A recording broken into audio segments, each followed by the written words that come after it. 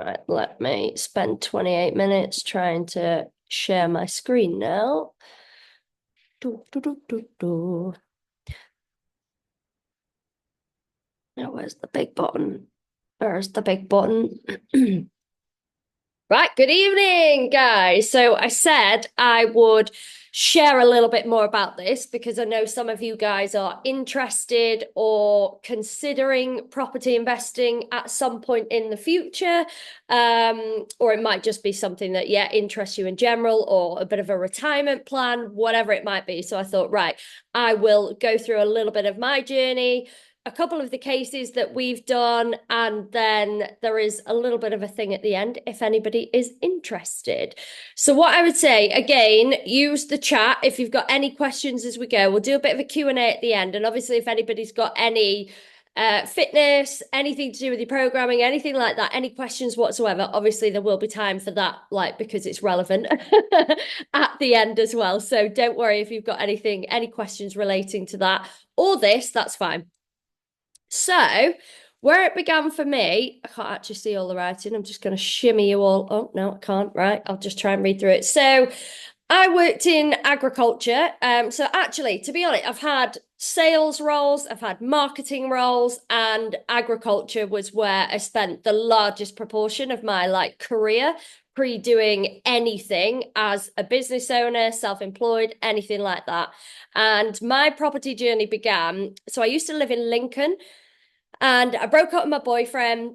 You know, when you're like, I don't know, maybe 25 years old and you get with a guy because you think that you're ready to settle down and all of that. And anyway, it was not. It decided it was not the right fit. He was too lazy. So I was like, yeah, this isn't working. So I broke up with him, but I was living in his house at the time. So I decided, right, okay. So I went into like a house share and then I wanted to go and buy a house. So I'd already got like some savings together. But what I really wanted was a renovation that I could actually do up, put my own stamp on.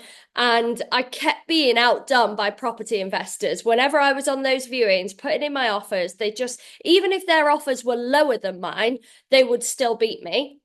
And I really didn't understand why or what the problem was, anything like that. So I saw an advert on Facebook. You know, when you're obviously saying the word property investor or something like that, it popped up. They said that Robbie Fowler was going to be there. My dad's a Liverpool fan. So I was like, oh, amazing. Well, I'll go. And obviously, he was not there. That was just good marketing. But I went along to that with my best friend. I think it cost £1. And we also got tea and scones. So I thought, well, you know what? That's a great deal. And it was basically a sales pitch, but a really cleverly done sales pitch where they hook you in. I spent £1 to attend a 3-day training event in Leeds. I told my best friend, look, I'm happy to put the money down. You just come along. And he bottled it. He basically spoke to his dad. His dad said the whole thing was a scam. Don't go. Do you know what I mean? They're just trying to upsell you. Well, he was right in the upsell factor. So I then bought a course and a property mentorship, which cost me 27 grand. So it gives an idea of the monetary value of investing in your education. So I'm just being completely transparent on that side. So I put down all of my house deposit that I had. Plus, I took out a loan, which was actually a really good deal at the time because it was a 3% loan. They don't exist anymore, but that was really good borrowing on my part. So that's what I did. And I just chucked 27 grand in. They sold me on the day, and I just thought, I want to do this. And the backstory to that, I actually know at this point, I still just wanted to do property on the side. Like, I was really successful in my career. It's quite a niche to be a soil health specialist. And I was doing really well inside that career. But there was a point where my manager, this was about a year in, where he basically said to me, right, pay rise, promotion, company car, amazing. Got 45 minutes all the way through this, like the job description of what my promotion would be. And they got right to the end and said, I'm really sorry, but we can't give you a pay rise. It was at that moment I walked out. I literally walked out. I walked into the middle of a field. I rang my mom and she was like, don't go back. And there is a lesson there. Know your value, guys. Do you know what I mean? Because if you're not happy, you can do something to better your position if you genuinely want to.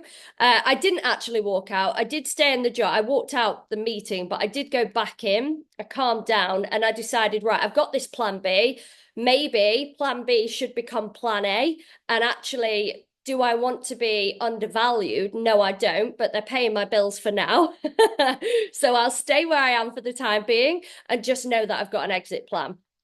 So that was kind of where it started, left hand side to flick through. So 2 years later, I actually became a speaker for the company that I paid to train me. I actually became one of their keynote speakers. And that was obviously a massive moment to be able to do that, to know that I'd sat in the audience, to then actually being one of the speakers delivering the training for this company.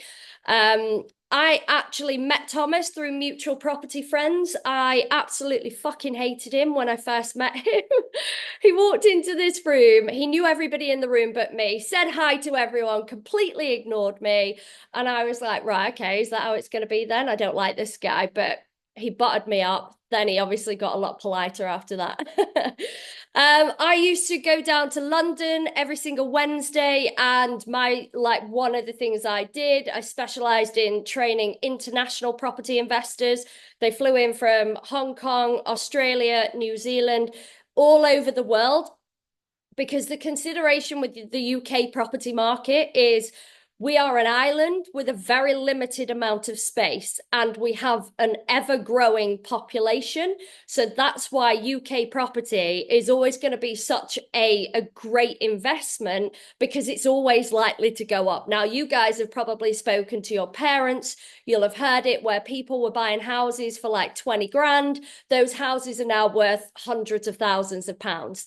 So that's the consideration, that people genuinely come from all over the world to invest in our market because it can't be done everywhere else. Like, that's quite a unique thing that we actually have in the UK, that you're almost guaranteed for it to never be a bad investment, provided you keep hold of the property for long enough. Obviously, there are things like financial crashes. There are right and wrong times to do certain strategies. But that was what I did. And I also taught the course on how to source properties for income to hundreds of UK investors as well. So I used to go to the NEC in Birmingham. So that's the photo on the bottom left. The one in the right is one of the courses in Richmond. So what happened in the middle of that kind of couple of years? So I actually became a property sourcing agent. So I'd exhausted all of my money at that point. I'd taken out a loan. I'd obviously spent all of my deposit on the education as well. So I became what's called a property sourcing agent, which is, it's not too dissimilar to the concept of an estate agent. So if you were looking to sell your home, you would go to an estate agent. You would go in, they'd come out, come and look at your house, value it up. You go with whoever is either the best fit or most likely the one that tells you the price is going to be the best. That's most likely who you go with. You then pay the estate agent when you sell your house, like a proportion of, like, it might be 3K, whatever it might be, will go to that estate agent once you sell. A property sourcing agent is almost the opposite, the same, but we actually work on behalf of the buyer, not the seller. So I'd have an international property investor over here with a pocket of money, and they would tell me their requirements, what they were looking for. And because I lived in the UK, in the area, obviously I would be able to find their properties and then get paid when the deal closed. We get paid obviously when the deal closed. So it could be anywhere between 3 and 6K, depending on the deal. We used to do more buy to lets for, like, package them up. And then we'd also get paid a project management fee when it needed a big renovation. Obviously, it would be our build team, and we would move build teams around all the various projects. And that was how I was able to leave my job. And that was my bread and butter for a little while. You actually can't rely on your property income to get mortgages for an investment property. So you have to have, so let's say your portfolio brings in X amount per month. If you're then trying to buy another investment, you actually won't be able to get a mortgage on that just from your rental income. So you have to have another stream of income that the mortgage advisors are happy with. So usually over 25K, give or take a little bit, depending on what you're investing in. Because the concept is they don't want all of your eggs in one basket. So for me, that was always a great way to do it. It could be anything. Your day job would count.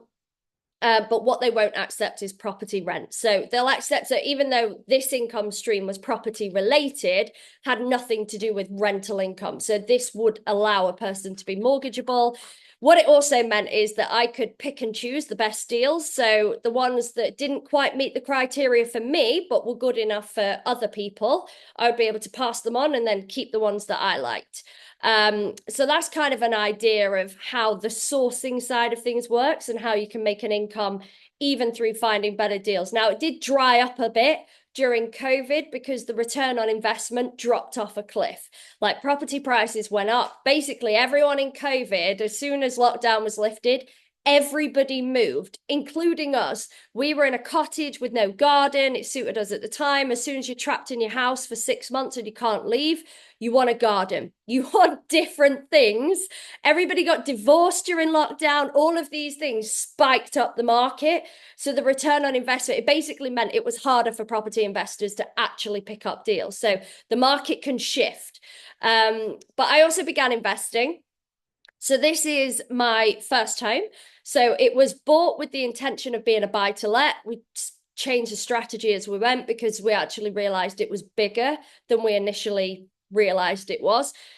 I lived in it while we did it up. So at that point, like Thomas and I were probably, I'd say, dating, maybe loosely. But I decided to just live in it. And what that meant was that I also lived in my investment area. So if deals came up, I could get there quicker than most other people. So I was able to be hot off the press for sourcing properties or even looking for myself as well.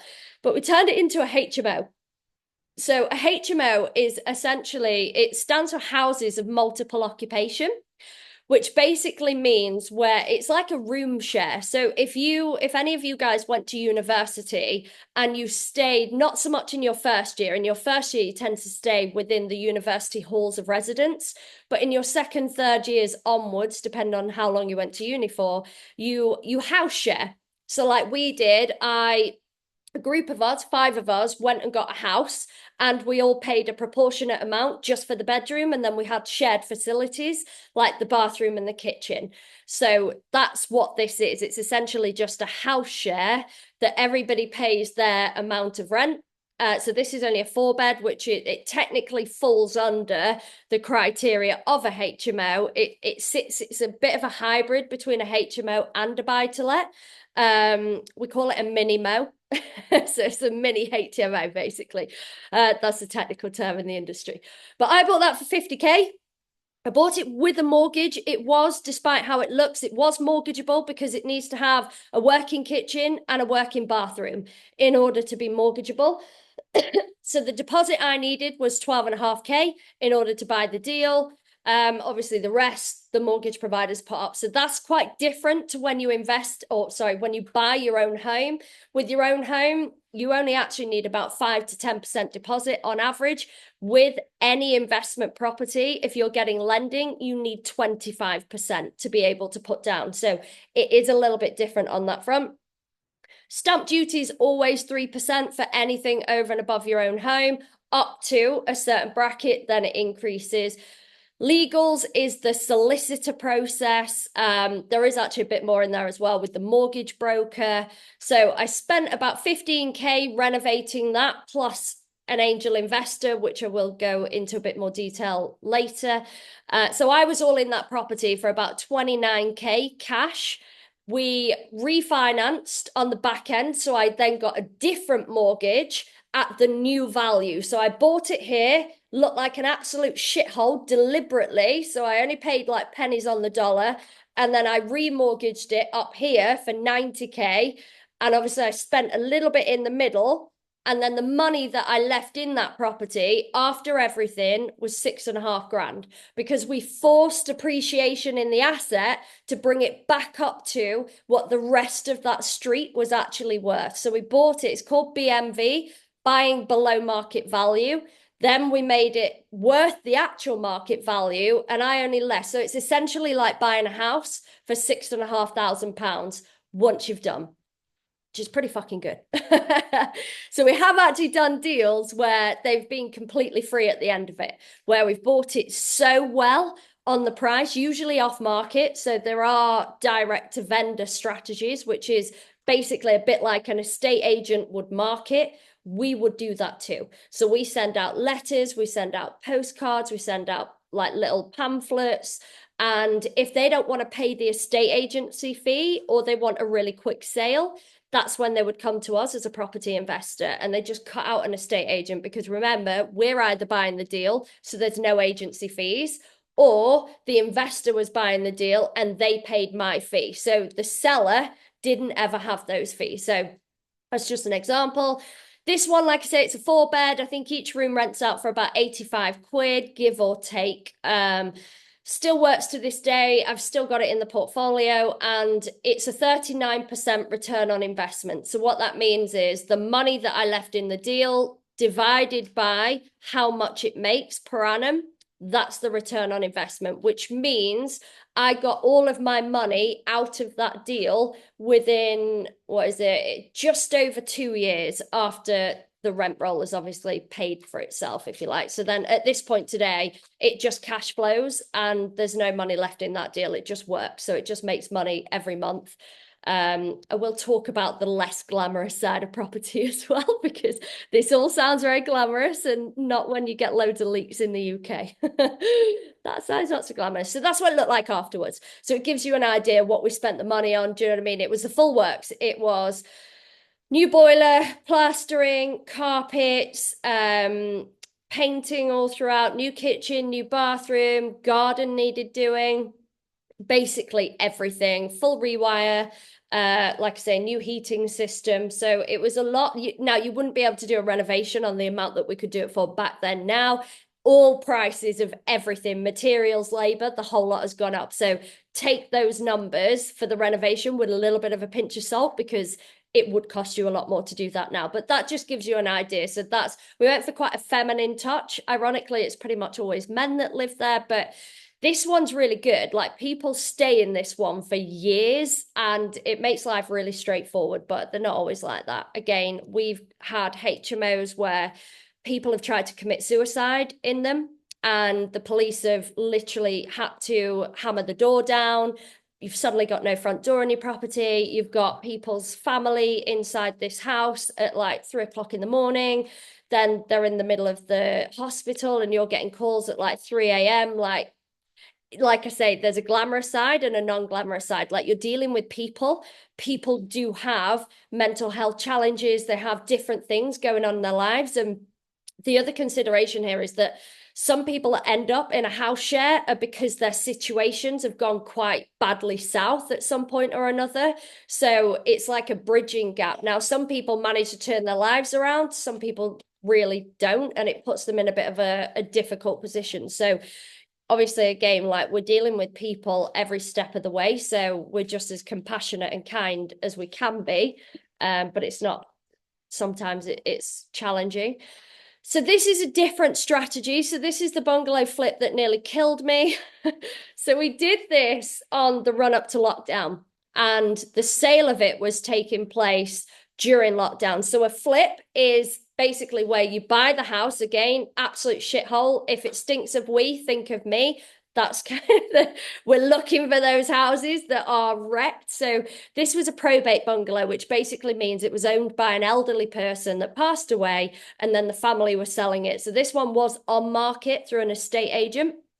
We picked it up. I was in Norway. I remember being in Norway skiing when this came to market, and I flew back to come and visit this house because I was like, I'm buying this house. Give it to me. And I got it. I secured the deal. So this one was quite an interesting deal Because no, I'll talk about that story in a bit.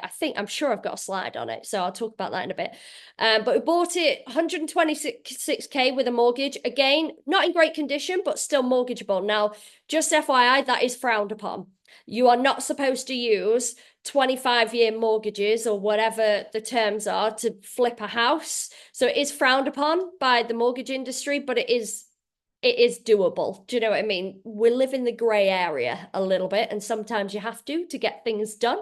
But bought for 126, so 31.5k deposit, legal and stamps just under 5k, spent about 18k renovating it plus the angel investor, all in the deal for 54,000 for the sake of argument. Sold it for 220. The market shifted actually dramatically after this. So if we'd have held on to it a bit, we would have made even more money, but it is what it is. And the profit was the best part of 40k. So that is a completely different strategy, which is basically buying with the intention of selling and not keeping the property. Now, bungalow flips they're unicorn deals. They are literally, if you can find them, which are hard to find, they are an incredible strategy.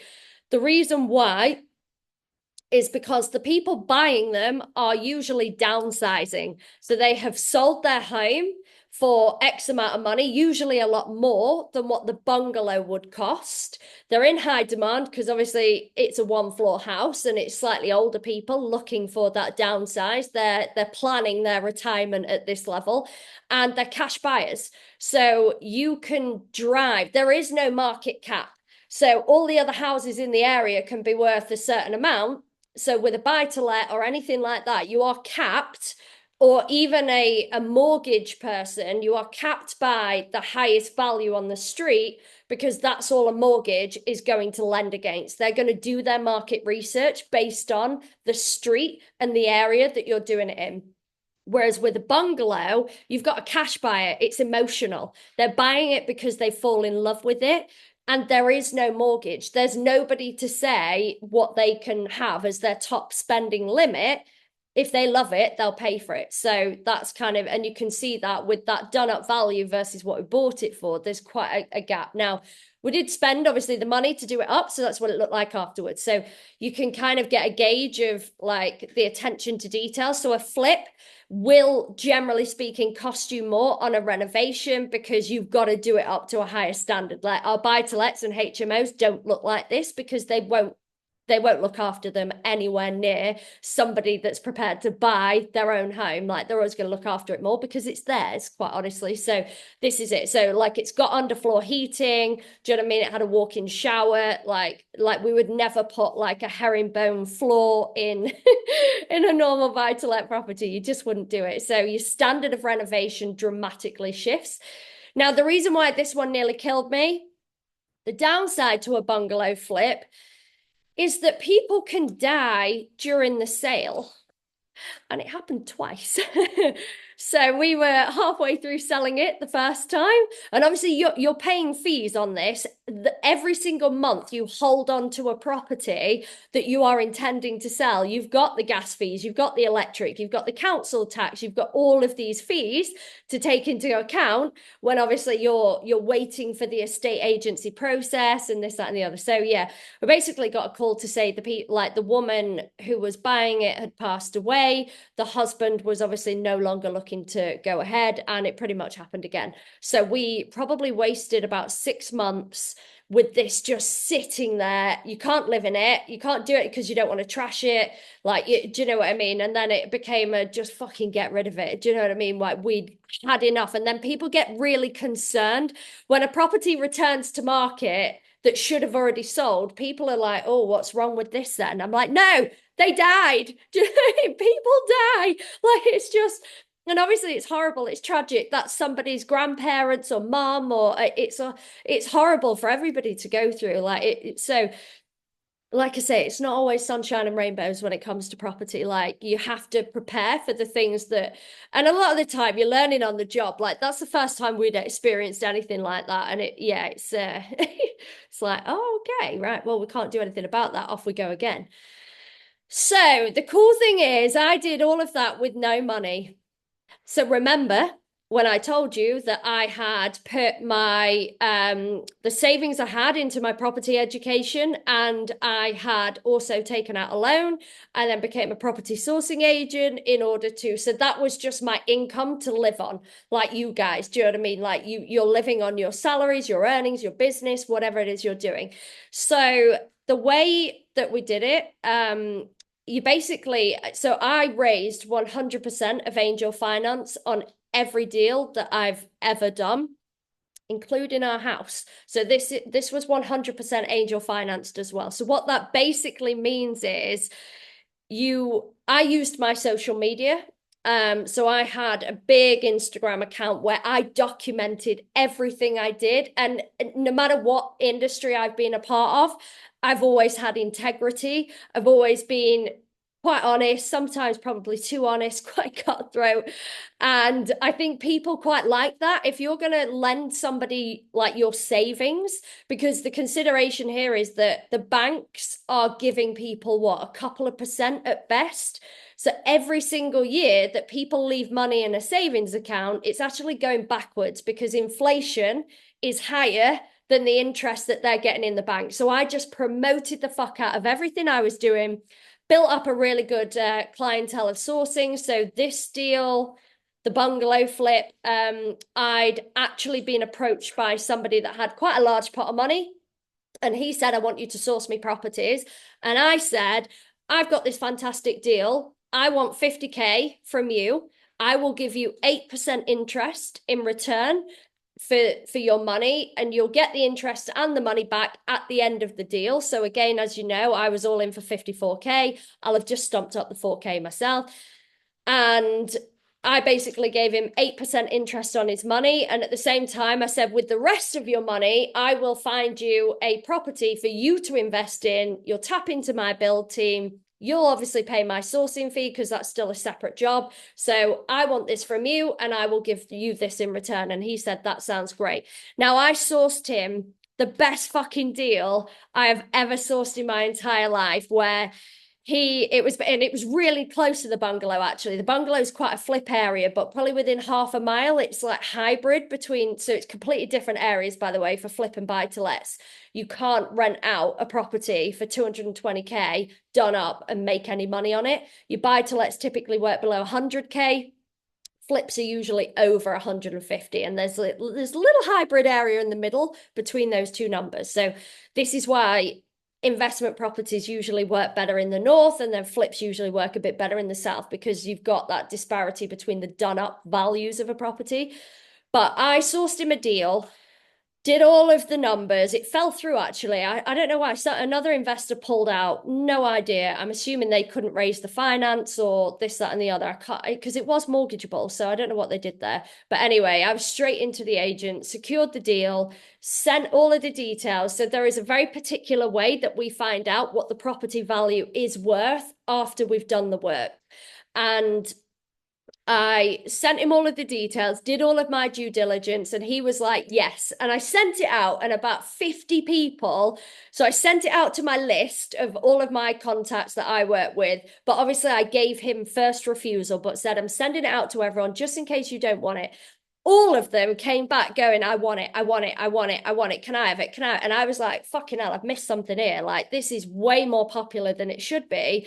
And basically, the house that I was sourcing was on a road, and the postcode stopped halfway down that road. So I'd already got loads of comparable properties that told me what that value was when it was finished. And I thought, great. What I missed was changing it to a quarter of a mile radius to get this other half of the street in, and the properties were worth about 20K more done up. So that investor, he bought the deal. We ran the whole project, got the builders in. He obviously then refinanced through a mortgage on the back end, and he pulled all of his money back out. 100% of everything he'd put in that deal came back out. So the deposit, the renovation, sourcing fee, everything. Plus, he got £6,000. So he made 6 grand on the property after everything. So those deals are quite hard to come by. I think if you live in the area, it can be a little bit easier. So we can still pick up the odd deal like that. But obviously now we don't source at all. We just keep what we want, and anything else goes to whoever it goes to, someone else, just not us. But yeah, so you can, that's a complete unicorn deal. They don't, like I say, they're not 10 a penny. They used to be more common, but like I say, the market shifted a little bit. So that was one of my investors. This one was actually somebody that I used to work with in agriculture. So in the job that I had in farming, he lent me his money. He's still angeling with us today. So we've always worked with angels over a long period of time so we can reinvest their money. And like I say, we give them their 8% interest every year. We did the same thing with our house. This house came on the market on Boxing Day, and we were some of the first people in this house to view it. I haven't actually put any photos up. Some of you will have probably seen it. I think I did share some of our home photos in the group chat. We bought this for an absolute steal. And so I actually raised the angel finance for this house, and the majority of it came from one angel. And still to this day, she has never met me in person. So she lent us over 150 grand and never met her. So she's had all of her money back and all of the interest that we give them, obviously that 8%. And I've never met her. She's still on my social media today, and it like reminded me when I put it in my story saying who's interested in seeing this, like she put a love heart, and I thought this is it. It's relationships, isn't it? It's building relationships along the way. But yeah, so this whole house purchase has been done in the exact same way as the rest of our properties. We bought a scab, a shell of a home. This hadn't been lived in for over 30 years. We lived with I think it was 7 rats at one point. So not so fun times. And then obviously we just lived in it, renovated it, and then the done up value is significantly higher than obviously what we bought it for. So you can do it with your own home as well, guys. So that's kind of a bit about it. So during lockdown, I created 6 guides, which I'm going to have to remember off the top of my head. These were the only photos I could find. So how to run the numbers for a buy-to-let investment, how to raise angel finance. So if you've got no money or you need to raise more money to get involved in property,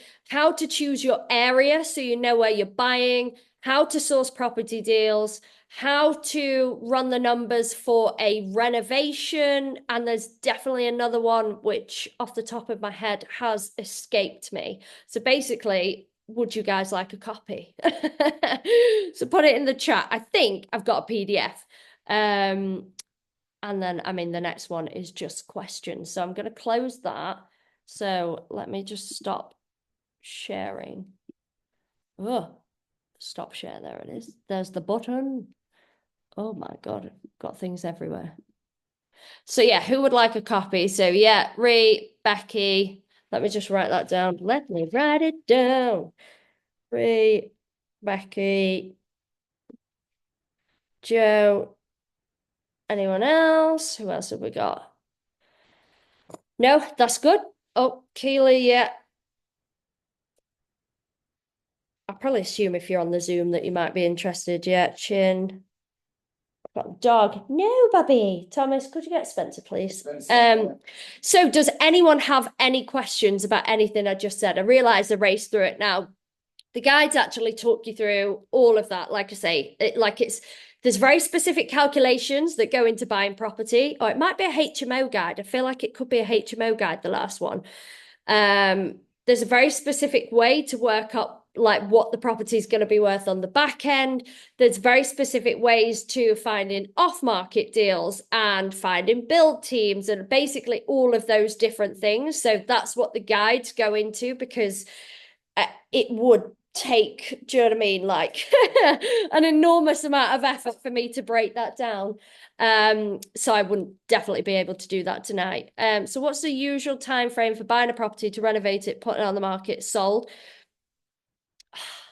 So conveyancing is shit in this country. In the US, you can buy a house in about 72 hours if you want to. In the UK, the buying side, like conveyancing itself probably takes about 3 months. If you've ever bought any home recently, you'll know this, and it got way worse after lockdown. Like they got even fucking slower. So usually about 3 months in the buying process. You want to turn the renovation around as quickly as you physically can, but then you get what you pay for. So obviously, again, some of ours we've done a lot of the work ourselves, which means it takes a lot longer, but we've saved a lot of money by doing that. Whereas if you outsource the whole lot to a build team, they're probably going to work through it a lot quicker because they're getting paid for the whole job.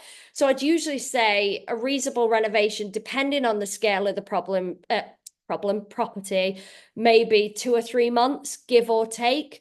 Then you're obviously going to market it.